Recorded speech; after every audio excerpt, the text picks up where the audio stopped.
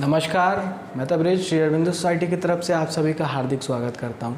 आज हम बात करने जा रहे हैं एनसीईआरटी के कक्षा 4 के हिंदी विषय के एक पाठ जिसका नाम है किरमिच की गेंद कोई लाकर मुझे दे के बारे में। आज हम इस पाठ को बताते हुए प्रयोग करने जा रहे हैं इनोवेटिव पाठशाला लेसन प्लान के अंतर्गत प्रयुक्त नवाचार थीम आधारित उपस्थिति का।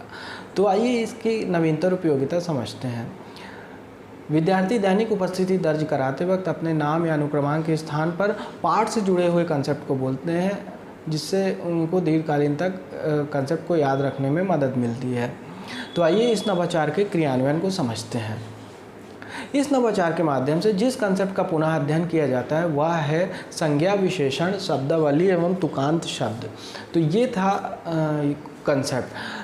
तो आइए समझते हैं कि शिक्षकों को कुछ पूर्व प्रबंध करना चाहिए या नहीं। तो इस नवाचार के क्रियान्वयन के दौरान किसी भी खास पूर्व प्रबंध की ज़रूरत नहीं होती, बस शिक्षकों के लिए निर्देश ये होते हैं कि क्रियान्वयन के दौरान सारे बच्चों का अनुक्रमांक क्रमानुसार बोला जाए और ये प्रक्रिया अंतिम बच्चों तक जारी रखी जाए।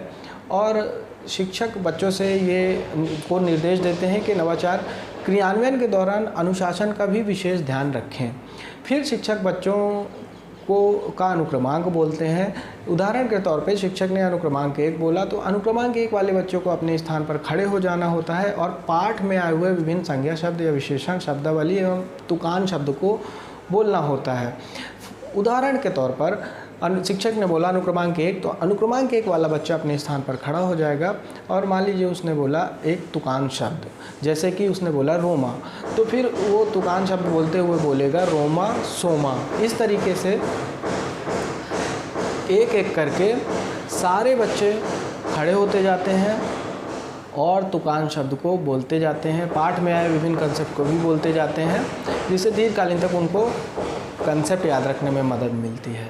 तो ये था नवाचार का क्रियान्वयन। आइए जानते हैं कि इस नवाचार के माध्यम से कौन कौन से सीखने के प्रतिफल प्राप्त होते हैं। पहला, सुनी एवं पढ़ी घटनाओं, रचनाओं में विषय वस्तु के बारे में बच्चे बातचीत करते हैं, तर्क देते हैं एवं निष्कर्ष निकालते हैं। दूसरा, बच्चे अपरिचित शब्दों से परिचित होते हैं एवं उनको शब्दकोश से भी खोजते हैं। तीसरा, बच्चे भाषा की बारीकियों को समझते हैं एवं अपनी खुद की भाषा भी निर्मित करते हैं। तो ये है सीखने के प्रतिफल। आइए जानते हैं कि कुछ शिक्षकों के लिए निर्देश हैं, नोट्स हैं, वो क्या हैं। प्रस्तुत पाठ किरमिच की गेंद को हिलाकर मुझे दे को पाठ्यक्रम के अनुसार निर्धारित माह में पढ़ाया जाना चाहिए। दूसरा, इस नवाचार क्रियान्वयन की अवधि का निर्धारण पीटीआर रेशियो 30:1 के रेशियो को आधार मानकर किया गया है। तीसरा, नवाचार अवधि का निर्धारण नवाचार अवधि 20 मिनट निर्धारित की गई है शिक्षकों के लिए। शिक्षक इसे अपने अनुसार बढ़ा या घटा भी सकते हैं। तो ये थे कुछ विशेष नोट्स शिक्षकों के लिए।